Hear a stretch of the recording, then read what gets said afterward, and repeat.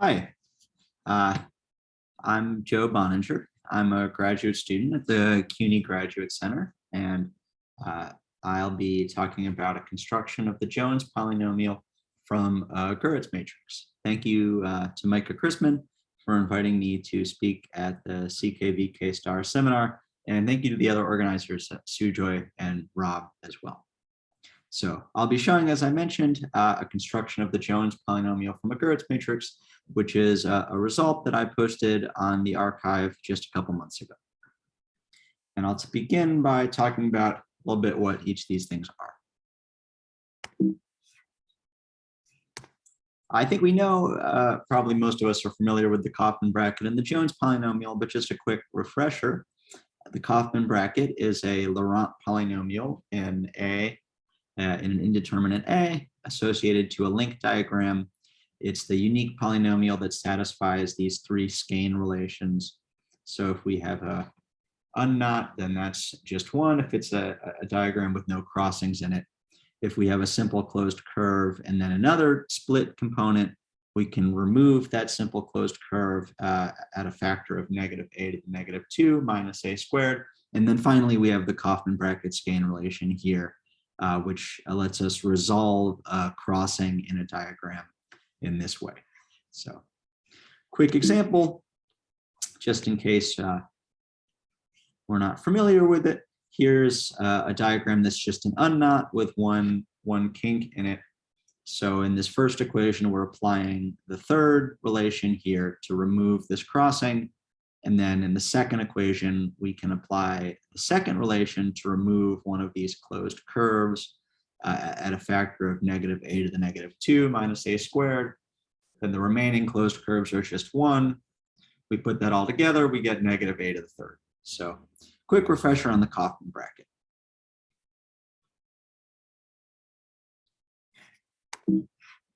The Kauffman bracket is not a link invariant, but it can be normalized if we have an oriented link. We can normalize it using the writhe of the diagram, and that's one way to define the Jones polynomial. So specifically, if we have an oriented diagram D, we can multiply the Kauffman bracket by -a⁻³ the writhe of D, and then for various reasons we make this substitution t⁻² equals a⁻². And this is one way of defining the Jones polynomial.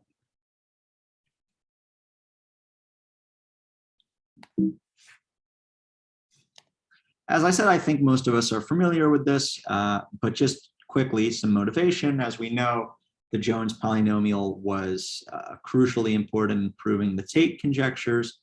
For example, that a reduced alternating diagram has minimal crossing number for an alternating link. It's also the Jones polynomial. It's also the Euler characteristic of the diagrammatic Kovanov homology theory, something that a lot of other talks in this seminar have discussed, something with a lot of very deep applications in various areas of 3- and 4-dimensional topology. And finally, we can generalize the Jones polynomial to obtain invariants of 3 manifolds, such as the Witten-Reshetikhin-Turayev invariants. Now, what I'm interested in today is something maybe a bit simpler than that, just a question posed by Michael A.K.A. in 1988, which is, what is a 3-dimensional interpretation of the Jones polynomial?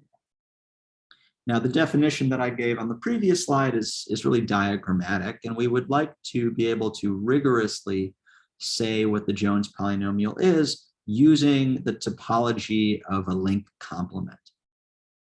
And this really essentially is still an open problem. Many people have approached this, in particular Witten approached this using quantum field theory and Chern-Simons theory. And today I'd like to take a different approach. So I'm not going to answer this question. I'm certainly not going to answer this question, but I will present a result that could be viewed as a step in a new direction. So I'll talk about the Goeritz matrix now, but first I'll discuss the Gordon-Litherland form, which is one way to define it. So for a surface S, and this is an embedded surface, sitting in S3, The Gordon-Litherland form is a symmetric bilinear form defined on the first homology group of S. And the way that it's defined is we take two curves representing our homology classes, and we just push one of them off the surface. Technically, we're pushing it out to the unit normal bundle. And then we take the linking number of the curve on the surface with the curve that we pushed off. In this example here, we have a spanning surface for the trefoil, and we have some curve alpha representing a homology class. And if we want to calculate the pairing of this homology class with itself, well, this is an orientable surface. So the unit normal bundle has two components. And so there are two push-offs. If we push off in this direction, we get this linking number 1. And if we push off in the other direction, we get a linking number of 1. We add these together, and we can see that the Gordon-Litherland pairing of this homology class with itself is 2. So this is a very brief overview of the Gordon-Litherland form.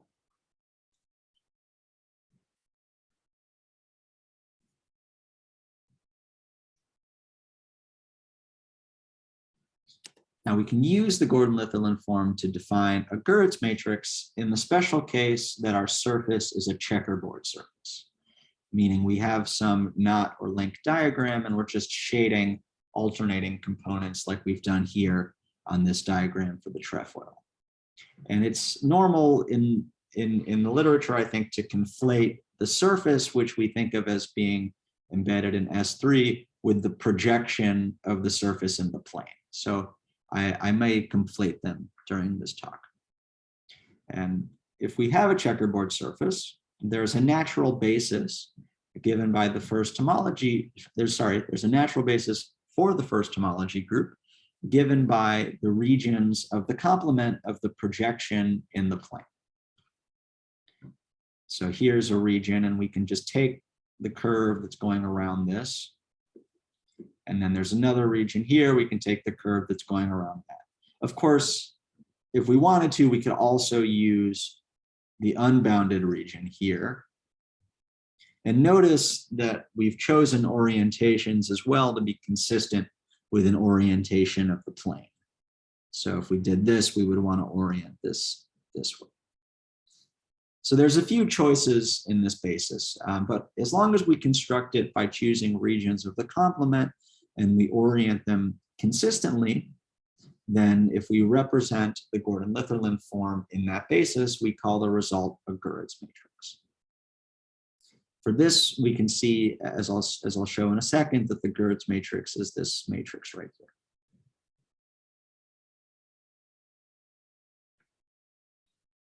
Now, there's actually a simple combinatorial definition, which was Goeritz's original definition. Another way to get the Goeritz matrix, if we're looking specifically, once again, at a checkerboard surface, which is really, we can assign signs to crossings, as down here on the right. And then if we want to find the pairing of a curve with itself, we can just count the signs of the non-nugatory crossings that that curve passes through. And you'll notice I've labeled the regions of the complement of the checkerboard surface as well. So we are, once again, each region corresponds to one of these curves. So if we want to get the X1 region, we just count the crossings that this curve passes through. We get 2 positive signs, which is how we end up with this 2 right here. Now, if we want to find the linking of 2 different curves, we can just look at the crossings where they both intersect. So in this case, that would be this right here if we're looking at these 2 crossings. But because they have different orientations, there is a sign change, as we can see down here, which is why this ends up being a -1 instead of a +1. So very easy to compute a Goeritz matrix if we're looking at a checkerboard surface. And we can see that it's not, there's something essentially diagrammatic about it. So it's really not a 3-dimensional topological object, because we are using strongly the fact that this is a checkerboard surface. However, it does have this 3-dimensional interpretation as a matrix representation of the Gordon-Litherland form. A couple more facts about Goeritz matrices. As we know, I think the determinant, the absolute value of the determinant of this matrix is a link invariant. That's the determinant. And a more recent result of Traldi from 2020 is that two links are Goeritz equivalent if and only if they're related by mutations. So Goeritz equivalence here is the equivalence relation generated by sharing a Goeritz matrix. So two links are Goeritz equivalent if they share a Goeritz matrix. So if they each admit a diagram that has a common Goeritz matrix, but they're also Goeritz equivalent if there's a third link that they both share a Goeritz matrix with, and so on and so forth. So we can have a chain of common Goeritz matrices, and that's the notion of Goeritz equivalence. And Traldi proved that this equivalence relation is actually the same as the equivalence relation generated by Conway mutations. So while this construction maybe can seem a little arbitrary, there is, it is capturing something about the link, right? It's giving us certainly more information than just any basis for the Gordon-Litherland form. Also, it's clear from this that if two links have the same Goeritz matrix or have a common Goeritz matrix, then they must have the same Jones polynomial, since the Jones polynomial is preserved by mutations.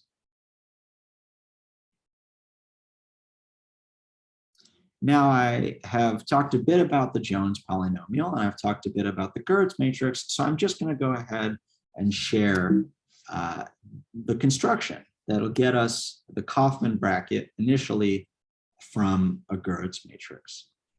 The key object that we'll be looking at is an S twist region. So once again, S is a checkerboard surface of a diagram, and an S twist region of a diagram is a maximal string of bigons arranged vertex to vertex, whose interiors are part of S, or a single bigonless crossing. And if that definition is confusing, the picture should not be. Down here, we can see a few examples of S twist regions. We can also see that we can give them signs based on the signs of the crossings, right? This one has 5 negative crossings, so that sign would be -5.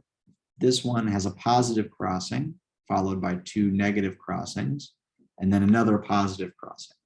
So we end up with a sign of 0 for that one. And we can see really that kind of by untwisting this, we could flatten it out if we want to in a way that preserves the checkerboard surface and just changes the diagram here. And then finally, this is just a single positive crossing, which by definition is not contained in a larger twist region. Our strategy for computing the Kauffman bracket from a Goeritz matrix is going to be to track how each of these objects change when we perform these two operations on twist regions. So the first one is a flattening. We're just replacing this twist region with just a flat band. And the second is cutting. We're taking this and we're cutting it so we end up with something that looks like this. And we'll see that we can control what happens to the Kauffman bracket, and we can control what happens to the Goeritz matrix if we're careful about how we perform these operations on twist regions. And this will be our key for relating them. The case of the Kauffman bracket is not too bad. It really follows from the definition. This is kind of a generalization of our Kauffman bracket skein relation. So if we have an n crossings arranged in a row like this, and we replace them with, this could be our flattening if we shade the middle, and if this last one would be our cutting, then the relation is this is just a to the n, and the coefficient here is Pn of a, where Pn is this polynomial defined here for any integer n. And this definition of this polynomial looks a little bit confusing, but if you actually work it out, here's an example with 3 positive crossings. It's not so bad. The coefficients just alternate between plus and minus 1, and then the exponent increases or decreases by 4. So here it's a minus a to the negative 3 plus a to the negative 7. And the proof of this is the proof of the lemma is straightforward, just by induction using the defining relations of the Kauffman bracket. Now that we've seen our effect on the Kauffman bracket when we cut or flatten twist regions, let's look at the effect on the Goeritz matrix. So first we'll consider flat. And here we have 2 regions of our complement, xi and xj. And as before, we can relate these to these curves going like this. And we're making a slightly simplifying assumption here, which is that these 2 regions intersect in a single twist region. Is the xi and the xj only have crossings that are next to both of them contained in this one twist region. And if that's the case, we can see the number, the sign of the twist region. That'll show up as the value in the ij entry of the Goeritz matrix, right? Because that's the Gordon-Litherland pairing of these 2 curves with each other. As I mentioned, though, there is an orientation consideration. So there's a sign switching here. So if there's a Gij in the matrix, that means the sign of the twist region is actually negative Gij. Now, if we take this twist region and we flatten it, as we've done here, it's not too difficult to see what happens to the Goeritz matrix. First of all, both of these curves will still exist, but they no longer have any interaction with each other. So the ij entry of the new Goeritz matrix is just going to be 0. And same with the ji entry, because this is a symmetric integer matrix. Now, xi, its pairing with itself, is also going to lose these crossings. So we're subtracting negative gij, and that's why this is gii plus gij, and similarly, this is going to be gjj plus gij. Because of that sign change, it's a plus.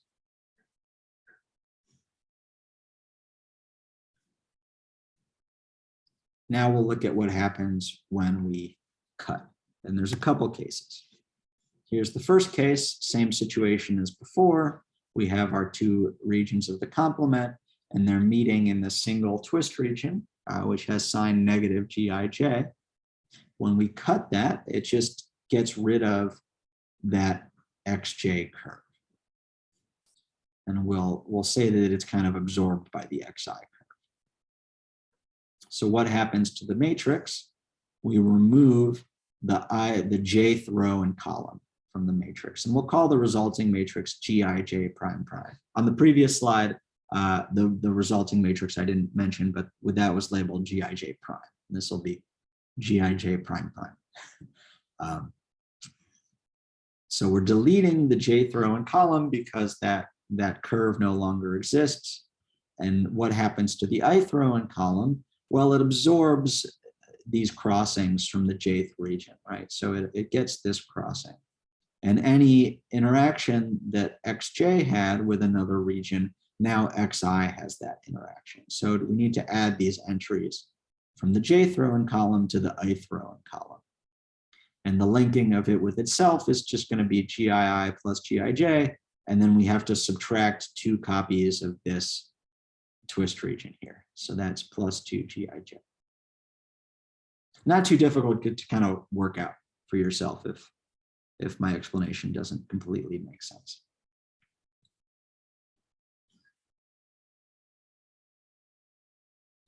There's one more case that we need to consider, which is maybe xi borders this region that we ignored, this x naught, right? Because we don't need every region to get a basis for our homology. So there's always this one region that we leave alone. Now we can assume that this xi region doesn't have interactions with any other regions. So let's just assume that all of these other row and column entries are 0. then all of the crossings that xi hits are going to come from its pairing with x naught. And that's detected here in the ith entry.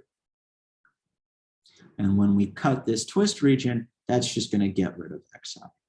So that's going to delete the ith row and column from our matrix.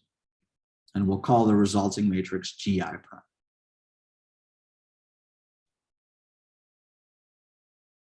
All right, in the example of the trefoil, the x naught was that unbounded region that we ignored. So there's always one region that we don't use. And that's actually pretty much it to state our main theorem. So for any symmetric integer matrix G, there is a unique polynomial which I'm calling mu, such that mu of the empty matrix equals 1.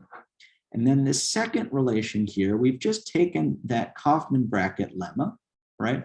This is exactly, here we have a to the negative gij. Here we have p to the negative gij, which is that polynomial from earlier. It's exactly the same, but we've just replaced the diagrams with matrices, right? So this is the matrix of our original diagram. This is the Goeritz matrix of the diagram after flattening, and this is the Goeritz matrix of the diagram after cut. So we've just taken that Kauffman bracket lemma and we've put in Goeritz matrices instead of diagrams. And finally, this third relation is that last case that I discussed on the previous slide. Maybe we have GIL equals 0 for all L not equal to I, right? We're thinking of these off-diagonal entries as twist regions. So here in the second one, we're cutting and flattening the twist region corresponding to gij. And in the third relation here, we're saying that they're all 0, which means its only interaction is with the region that's not appearing in the matrix, the x naught, the region of the complement. And it's not too difficult if you work it out to see that this is the effect on the Goeritz matrix, and this is the effect on the Kauffman bracket. All right, we still have this flatten and then cut here, but it turns out that in the flattened case, we can just remove a closed curve from our diagram, which is where this quantity comes from, and it reduces to just the cut case there. And from this discussion, pretty much we get theorem 2. So if L is a link with a non-split diagram D, and G is a Goeritz matrix for D, then up to normalization, the Kauffman bracket of D is equal to this polynomial mu of G.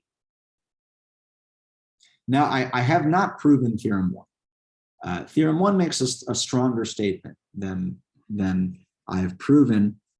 Sorry. Theorem 1 says, Theorem 1 says this polynomial is well defined for any symmetric integer matrix, which is a non-trivial statement that I'll talk a bit more about later. But our discussion, essentially with a few subtleties that I've kind of glossed over, proves this theorem 2, that this matrix polynomial gives you the Kauffman bracket up to a pretty simple normalization. Now I promised the Jones polynomial, but first let's do a calculation. So here's our same checkerboard surface from earlier. Maybe we can ignore this for now. Here's the Goeritz matrix that we came up with, and we're using that second relation on this off-diagonal entry -1. And the way we want to think about this is that this corresponds to this twist region right here. So this matrix is going to correspond to the checkerboard surface that we get from flattening this. So that would be this. And we can see indeed that it does have a Goeritz matrix, which is 1, 0, 0, 1. And then our second thing, this 2 here, corresponds to what happens if we cut this. And in that case, we get something that looks like this. And once again, we can see that this checkerboard surface really does have 2 as a Goeritz matrix. So we've changed this diagrammatic calculus that we normally use to compute the Kauffman bracket into a calculus of checkerboard surfaces, which gives us this calculus of Goeritz matrices. Now here we don't have any off-diagonal elements, so we could use our third relation to remove this, and we'd be talking about cutting this twist region. That'll give us 2 more things, or actually just 1 more thing. And if we keep going, we work out the computation. Ultimately, we get that mu of this matrix is a to the 7 minus a to the 3 minus a to the negative 5. And as promised, that is exactly the Kauffman bracket of the trefoil diagram. So in particular, if you have a reduced diagram with no nugatory crossings, then the mu will always be exactly the same as the Kauffman bracket. You only need to normalize a little bit when you have nugatory crossings. All right, awesome. Now, how do we get the Jones polynomial? Well, earlier, we discussed that to get the Jones polynomial from the Kauffman bracket, all you need is the ride. So the question becomes, what information do we need to recover the ride? It turns out we need a little bit more information about the Gordon-Litherland form. So if L is an oriented link with checkerboard surface S and Goeritz matrix B, then the Jones polynomial is just this normalization of the polynomial mu. And this alpha is -3, this quantity here, which is the Gordon-Litherland pairing of the homology class of L with itself. So this is really kind of a assigned, what's called the Euler number of a spanning surface. It's basically, it's a version of that here. And then we're subtracting these entries of our matrix. So with just a little bit more information about the Gordon-Litherland form, we can actually recover the genuine Jones polynomial. And really what's going on here is, we're adding up the signs of the crossings on this right part with these matrix entries. We're calculating the total signs of the crossings using that checkerboard sign convention. And then this Euler number tells us where the checkerboard sign convention disagrees from the orientation sign convention. And so that difference gives us the writhe that we're looking for.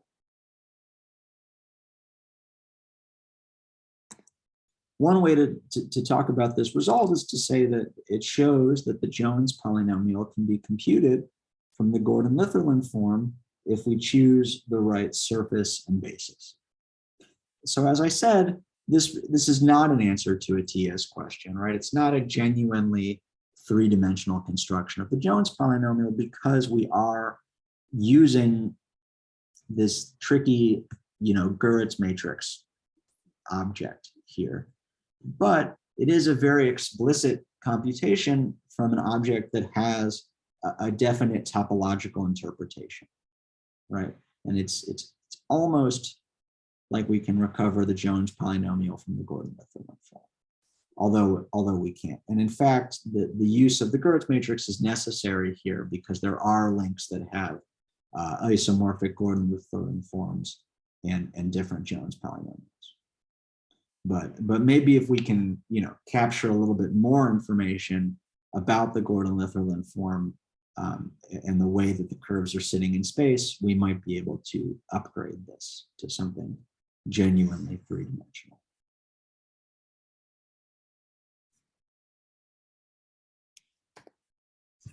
Let's return to Theorem 1. As I mentioned earlier, the proof of this I have not said, and it's not trivial. So we've proven this for all Goeritz matrices, because in the case where the matrix is a Goeritz matrix, then we know that this matrix polynomial is equivalent approximately to the Kauffman bracket. But not every matrix is a Goeritz matrix. And one way to see this is actually the 4-color theorem. It implies for example, that if we have a 5 by 5 Goeritz matrix or a larger Goeritz matrix, then it needs to have a 0 in it. Because a 5 by 5 Goeritz matrix with no zeros would imply that we have 5 regions which all mutually border each other in the plane. And the 4-color theorem says that that can't happen. So actually, most symmetric integer matrices are not Goeritz matrices. And let me say that as I mentioned, it's not trivial that this polynomial exists and is unique.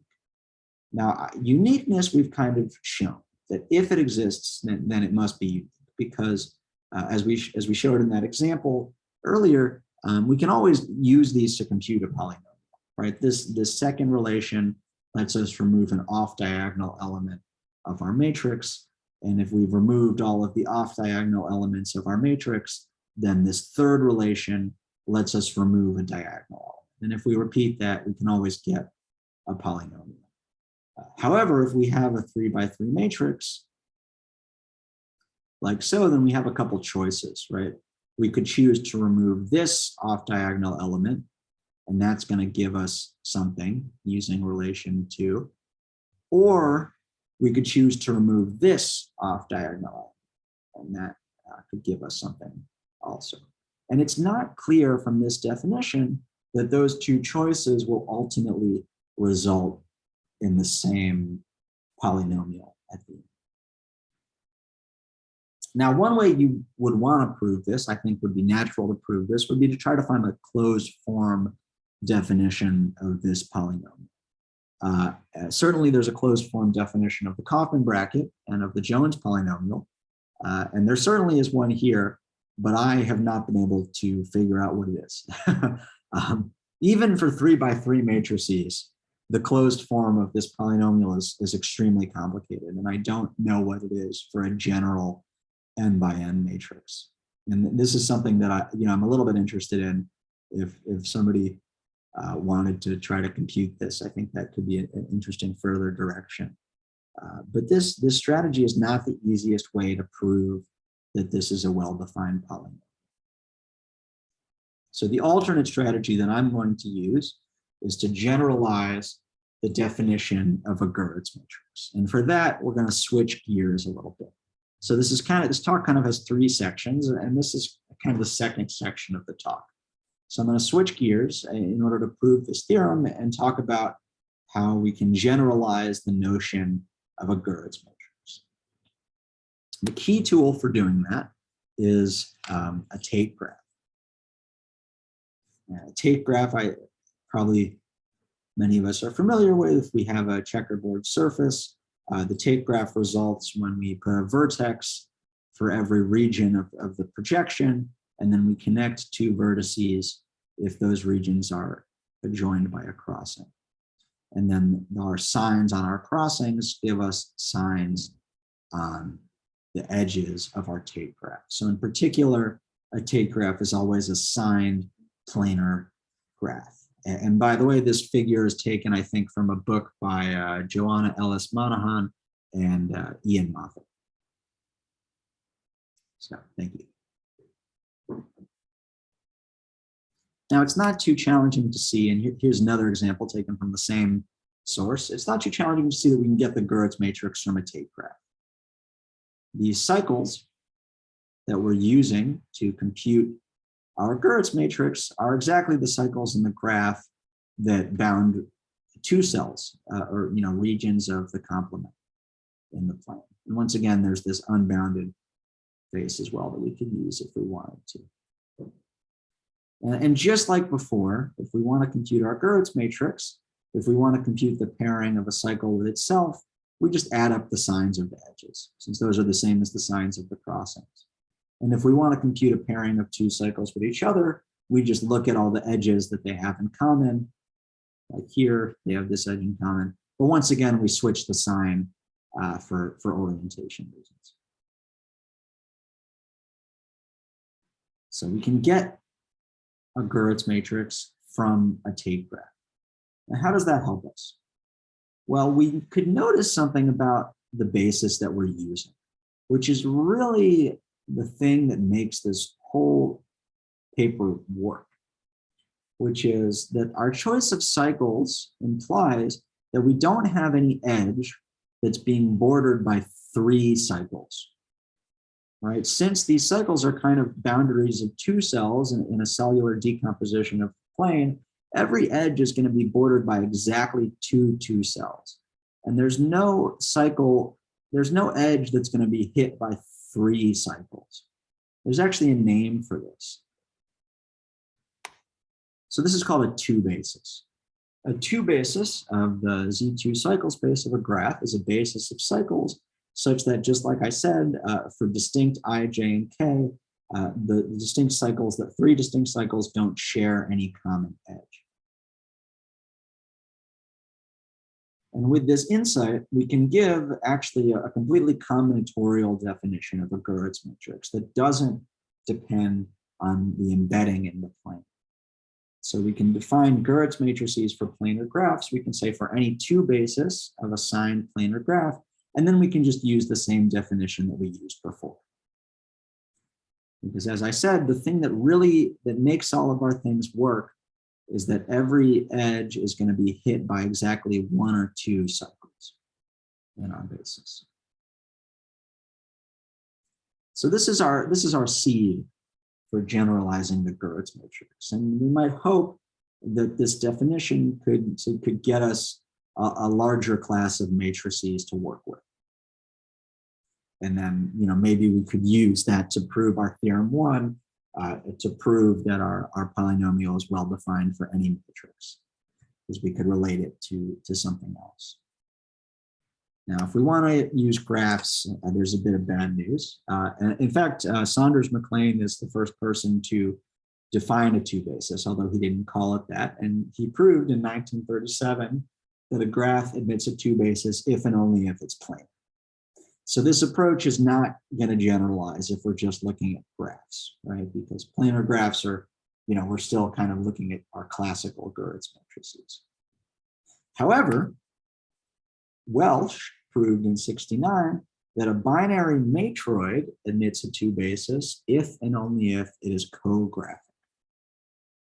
So while we can't generalize Goeritz matrices for graphs, we can generalize them for signed cographic matroids. And that's going to be the direction that we'll use to prove this theorem 1. We'll define Goeritz matrices for signed cographic matroids using 2 bases in exactly the same way that we did on the previous slide. What is a matroid? Just a little bit about matroids.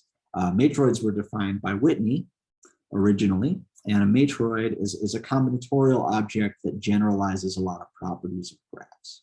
So specifically, it's a finite set E and a set of subsets of E called circuits that satisfies these 3 axioms. So the empty set is not a circuit, and no proper subset of a circuit is a circuit. And then finally, if you have 2 distinct circuits and they have a common edge, then their union minus that edge contains a circuit.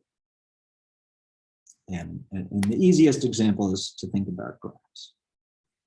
So if we have any graph, not just a planar graph, but any graph, we can take E to be the edge set of that graph, and then circuits are just simple cycles. We can see that these 3 axioms are satisfied. No subset of a simple cycle is a simple cycle. The empty set is certainly not a circuit. And finally, if we have 2 simple cycles that meet at an edge, as these do, then we'll always have another cycle if we take their union and we get rid of that edge right there. And this is, pretty much sufficient for our purposes. But we also want to think about cographic matroids. So just quickly, a cographic matroid, it also comes from a graph, and our E is still the set of edges, but this time circuits are minimal cut sets. So that's a minimal set of edges whose removal disconnects the graph. And these are also called bonds. So this B stands for bonds. It's called the bond matroid. So in this case, this would be an example of a bond if we take all of the edges that intersect this curve that I drew. This is a minimal collection of edges whose removal disconnects the graph. And here's another example right here. If we look at all those edges that are being hit by that. Now, I stated on the previous slide that every cographic matroid has a 2 basis, and this is actually pretty simple to see. If we just look at the collection of edges bordering any specific vertex, well, this is clearly a bond, and if we just take the set of these for almost all of our vertices, like I'm drawing here, well, it's not too difficult to see that this is a 2 basis. Certainly, it satisfies the 2 basis condition where 2 circuits, no edge is being hit by more than 2 circuits because no edge can be adjacent to more than 2 vertices. And we don't need this last vertex, just like we don't need that unbounded region. And just one more nice fact about matroids, right? This name cographic suggests some sort of duality here. And in fact, there is that relationship. If we have a planar graph like we do here, we can draw its planar dual, which in this case, hopefully I will do correctly. So I believe it looks like this.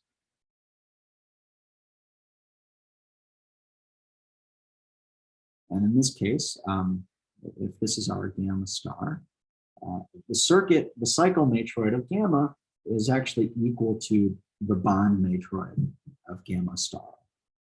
So these matroids, actually, this is a very nice property of matroids, that every matroid has a dual matroid that kind of, captures this duality property for planar graphs. And we can see that here, right? This cycle here in gamma prime is a bond of gamma, right? And similarly, this cycle is a bond of gamma. And there's, because we have 2 bases, we can define Goeritz matrices for cographic matroids exactly how we did for planar graphs. It's just we take any 2 basis and we add up the signs of the edges if it's a signed cographic matroid. So I can now sketch the proof of theorem 1. And the last ingredient that we need is this graph invariant originally defined by Thistlethwaite in '87. So Thistlethwaite wrote this famous paper, a spanning tree expansion of the Jones polynomial, where he showed that you can compute the Jones polynomial from a Tait graph. And to do that, he defined a polynomial invariant of graphs, which he called gamma, I'm calling tau, and that coincides with the Kauffman bracket.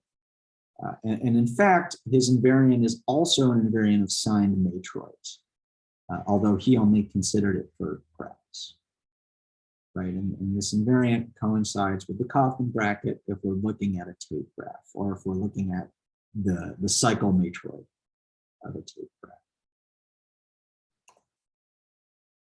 Now, I was able to show that if M is an arbitrary signed cographic matroid, and G is a Goeritz matrix of M, then up to normalization, Thistlethwaite's polynomial applied to M coincides with my matrix polynomial. And this is really a generalization of this statement above, right? Since we already showed that this is also equal to mu of G.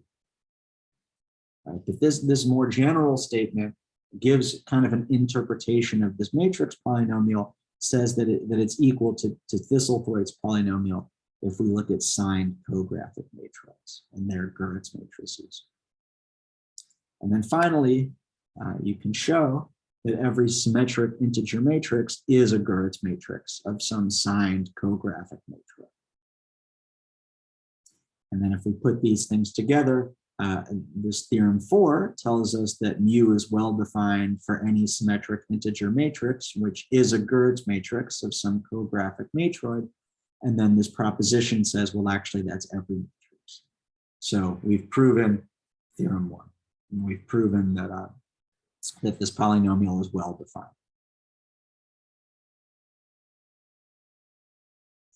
Now we're moving into the third section of the talk, which is this last question that I have, which is, for an arbitrary symmetric integer matrix, what does this mu of G have to do with knot theory, right? I mean, we started out thinking about knots, and you know, we've kind of wandered off into Matroid land. So let's try to bring this back to knot theory. And it turns out that the right objects to consider are links in thickened surfaces. So Imley and Lee in 2010, and of course that's one of the main topics of this seminar. Now, Imley and Lee in 2010 showed that checkerboard colorable links in thickened surfaces have two classes of Goeritz matrices and two determinants. Now, of course, you know, any link has two checkerboard surfaces. And for this link, we get this one. This is a link in the torus. So we're identifying opposite sides of this diagram, right? And just like for a classical link, we get two checkerboard surfaces. The difference is that if we look at a classical link, those determinants always turn out to be the same. For a link and a surface, they're in general not the same. But the pair of determinants is itself an invariant of the link. And in fact, it's not just determinants. Imley and Lee also showed that you get a pair of signatures, which is a link invariant, and you also get a pair of nullities, which is a link invariant. So, you know, very, very interesting. And furthermore, this was extended recently by Bowden, Crispin, and Karimi, who defined a Gordon-Litherland form for links in thickened surfaces, and they used this to give a topological interpretation of the determinant and the signature and the nullity discussed by Imley. Now, earlier, I discussed Tait graphs. So my approach to relating our previous discussion with links in thickened surfaces is going to be to look at the two pairs of Tait graphs.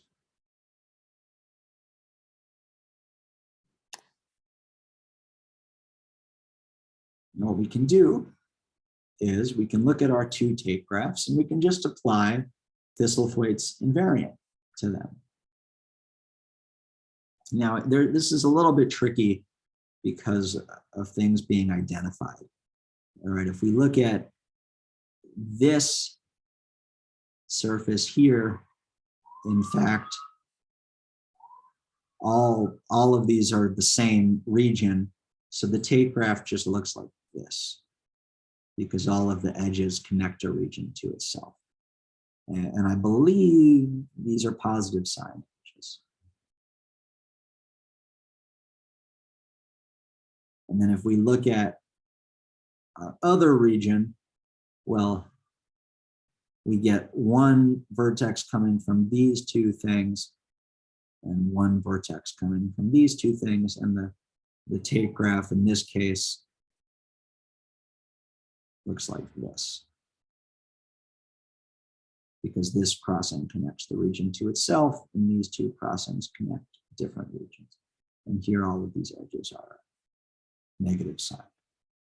So in this case, we could call this one gamma prime, and this black graph is our gamma. So if we just take Thistlethwaite's graph invariant that coincides with the Kauffman bracket in the classical case, and we just apply it to each of these graphs, we get a pair of polynomials.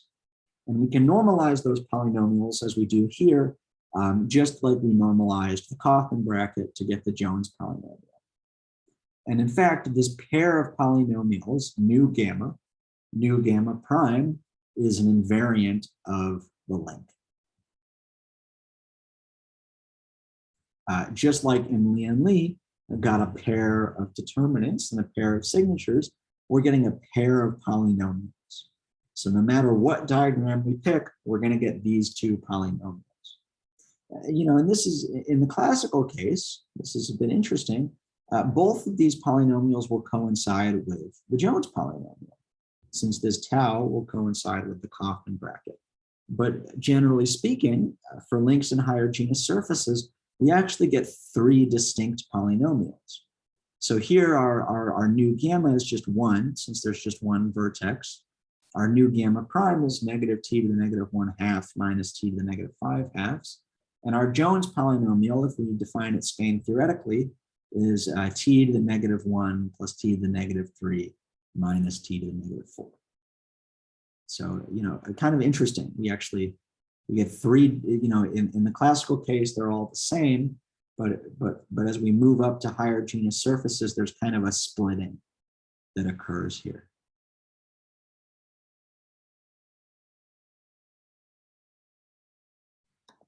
Now, this lemma tells us how this relates to the previous work that we've done. So it turns out that nu gamma is equal to the matrix polynomial applied to the Goeritz matrix of G prime, and nu gamma prime is equal to mu of G. And I should mention we're defining Goeritz matrices here completely combinatorial. So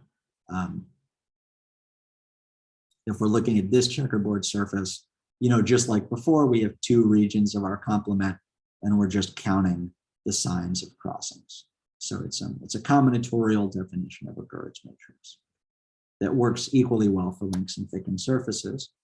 And it turns out that this lemma gives a not theoretic significance to our matrix polynomial for any symmetric integer matrix. It comes from these Tait graphs.